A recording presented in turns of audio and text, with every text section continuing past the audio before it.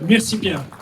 Nous nous adressons aujourd'hui, bien sûr, en particulier aux habitants de Saint-Brévin, mais aussi, plus généralement, à tous les Français, car cette implantation forcée d'immigrés affectera progressivement des milliers de localités françaises. Il s'agit là de l'application d'un plan organisé de grands remplacements, il faut le dire, cette expression qui fait bondir les médias complices du pouvoir, alors que la migration de remplacement est un concept officiellement avancé par l'ONU dans un rapport datant de l'an 2000 et présenté comme une solution au déclin démographique et au vieillissement des populations européennes.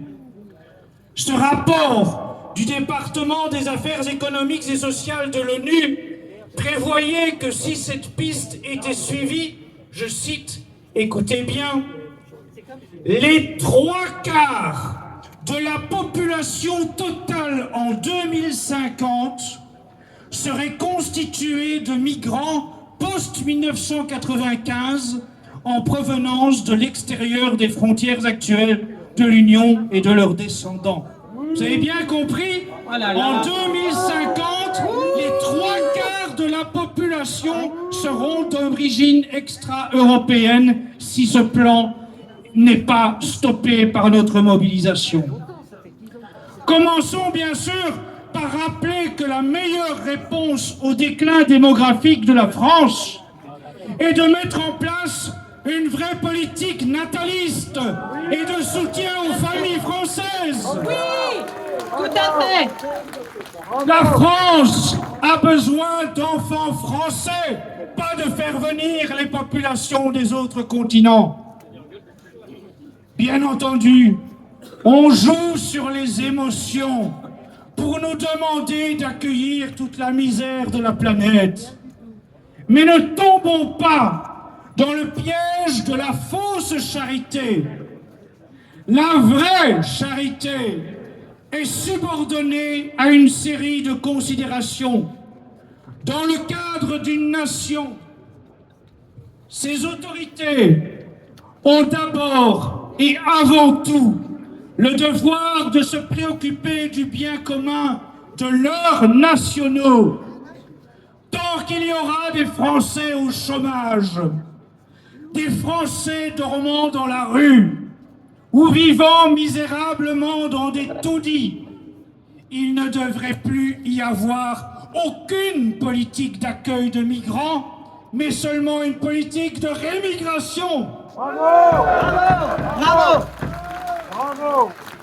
Tant qu'il y aura des retraités tellement démunis qu'ils ne peuvent pas se soigner ou se nourrir correctement, tant qu'il y aura des étudiants français contraints de faire la file à la soupe populaire, il est inconcevable que cette République fournisse des soins médicaux gratuits à des centaines de milliers d'étrangers et offre une assistance complète à des immigrés qui viennent de mettre pied sur le sol français sans avoir apporté la moindre contribution à ce pays. Bravo! Bravo! Bravo! La première des charités se trouve dans la vérité. On nous dit que ces migrants fuient la guerre. Mais vous avez vu comme moi que beaucoup de ces migrants sont de jeunes hommes vigoureux. La France a connu les guerres et l'exode de vieillards, de femmes et d'enfants. Mais les jeunes hommes français n'ont pas déserté massivement leur pays pour se réfugier sur un autre continent. Nous voyons fréquemment des migrants se montrer fiers de leur pays d'origine. On ne peut qu'encourager ces migrants à être des patriotes, mais oui, et donc à rentrer chez eux, servir leur patrie et non se servir de la nôtre. Bravo! Bravo, bravo! On nous montre régulièrement des migrants se plaindre qu'ils sont mal accueillis, que la France n'est pas encore assez généreuse. Et il faut leur répondre qu'ils ne sont pas ici retenus prisonniers et qu'ils doivent en tirer les conséquences et rentrer dans leur pays, retrouver leurs racines. Oui, bravo. Bravo. On nous accuse de racisme, mais cette immigration n'est bonne ni pour les immigrés honnêtes, ni pour les Français honnêtes.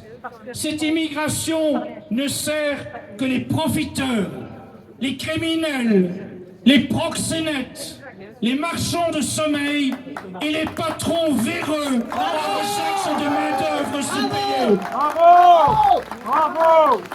Cette immigration n'est bonne ni pour leur pays d'origine, ni pour le nôtre. Prenons le cas de l'Afrique. Ce continent a un potentiel gigantesque.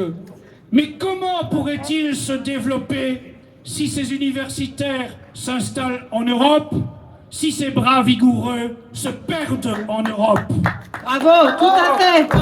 Quant à la France, elle ne peut continuer de s'appauvrir en dilapidant des budgets pharaoniques pour accueillir chaque année des centaines de milliers de migrants supplémentaires. La France doit préserver ses racines, ses traditions, sa culture, sa civilisation, son identité, y compris religieuse, en se souvenant qu'elle est née catholique et que la mission d'être fille est née de l'Église. Cette immigration est la clé du déracinement et affaiblit toutes les nations en servant le plan mondialiste. À ce titre, elle doit être combattue par les patriotes du monde entier. À l'heure où le film Vaincre ou mourir fait un triomphe au cinéma et rend fier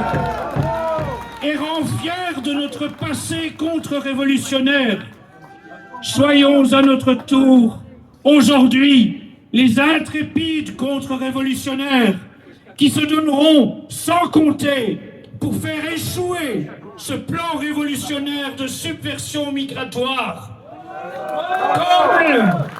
Comme les chevaliers d'autrefois, rappelez-vous, Deus vult!